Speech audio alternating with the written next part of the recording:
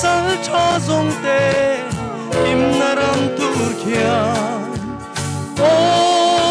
lung min le ne an sing le lan ka ha le karam ka mun khwa le tui ka ni beram no en beram moi ki le lung ai buai na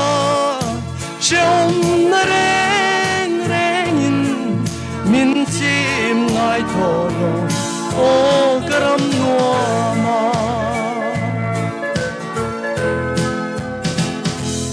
ram no thu hi sil zel na ye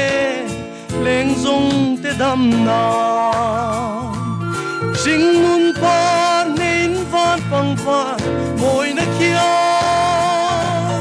lai ri lan min thoi dam zo ke kanan ram zum leng in o Zion ko pui chung chang thu li ka til zel do karam kamun khwa le tui ka ni beram no en beram moi ki le lung ai buai na cheom na reng reng in min chim ngai tho lo o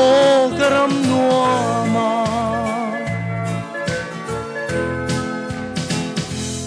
ro re li nai to eme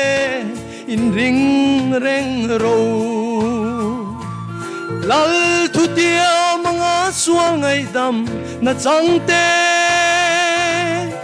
orun pui a chuan mo lim ten le sing nun ngai lo ten o beram no e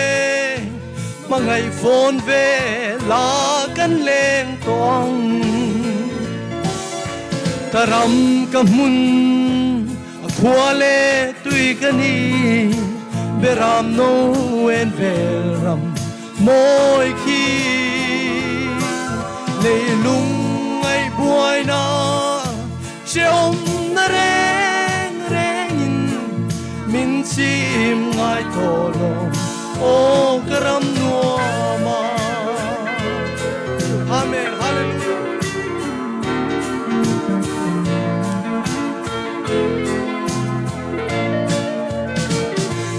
ro re li nai to eme in ring reng ro